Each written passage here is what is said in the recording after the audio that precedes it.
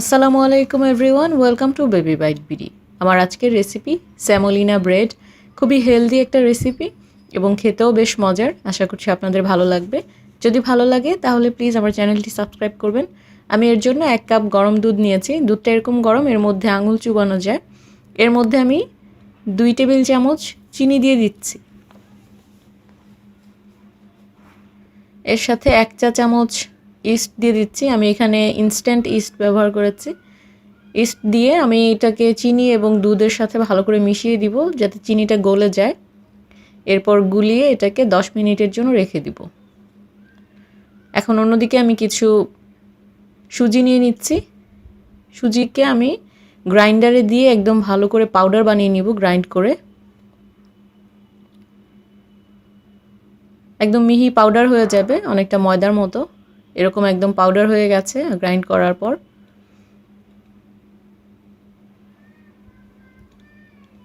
অন্যদিকে 10 মিনিট পর আমার ইস্টও একদম ফুলে গেছে, অ্যাক্টিভ হয়ে গেছে। আমি একটা বোলের মধ্যে 2 কাপ সুজির পাউডারটা নিয়ে নিয়েছি। এর মধ্যে আমি স্বাদমতো লবণ দিয়ে দিচ্ছি। এর সাথে 3 চা চামচ চিনি দিয়ে দিচ্ছি। আপনারা যদি বেশি মিষ্টি খেতে চান তাহলে আরেকটু বেশি চিনি দিতে পারেন। এর মধ্যে 3 টেবিল চামচ তেল দিয়ে দিচ্ছি। আপনারা এখানে চাইলে তেলের পরিবর্তে বাটারও ব্যবহার করতে পারবেন।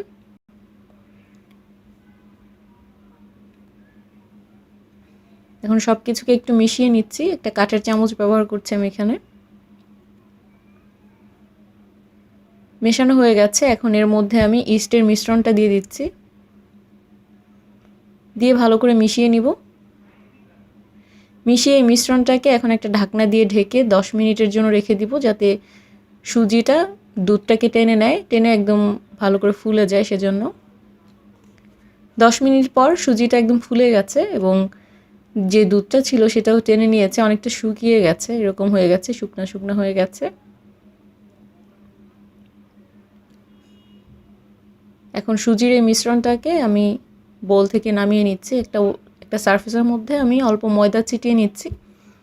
এর মধ্যে আমি সুজিটাকে নিয়ে নিচ্ছি।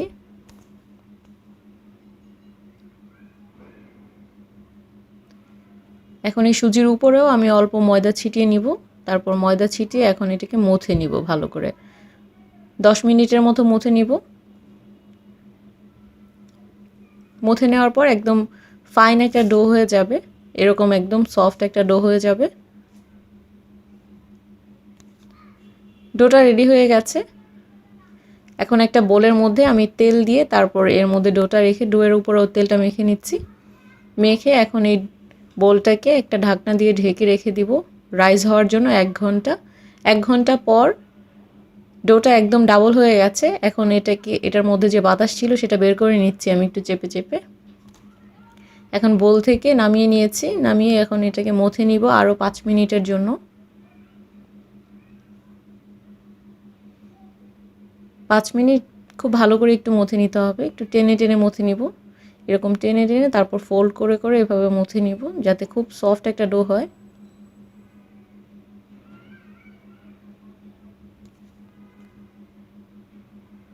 এভাবে টেনে তারপর একটু ফোল্ড করে করে এভাবে মথে নিব।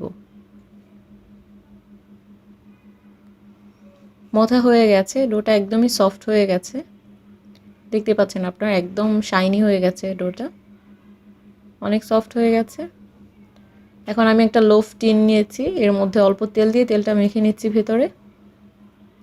আপনারা এই ব্রেডটা তৈরি করার জন্য যে কোনো গোল কেকের মোল্ডও ব্যবহার করতে পারেন অথবা যে কোনো সসপ্যান ব্যবহার করতে পারেন। একদম লোফ টিনেই বানাতে হবে এরকম কোনো কথা নেই। এখন এর মধ্যে দিয়ে আমি ডোটাকে একটু শেপ করে দিচ্ছি। এখন এই লোফ টিনটাকে আমি 15 মিনিট রেখে দিব রাইস হওয়ার জন্য। 15 মিনিট পর ডোটা একদম রাইস হয়ে গেছে, একদম লোফ টিনের বরাবর লেভেল হয়ে গেছে। এখন এটাকে আমি বেক করে নিব। বেক করার জন্য একটা সসপ্যানে আমি লবণ দিয়ে তারপর এর উপরে একটা স্ট্যান্ড দিয়ে 15 মিনিটের জন্য এটাকে প্রিহিট করে নিয়েছি। এখন এর মধ্যে পাউরুটিটার যে লোফ টিনটা আমি রেডি করেছিলাম সেটা দিয়ে দিচ্ছি। দিয়ে এখন ঢাকনা দিয়ে এটাকে 1 ঘন্টা বেক করব, একদম লো আছে। লো হিটে রেখে 1 ঘন্টা এটাকে বেক করতে হবে।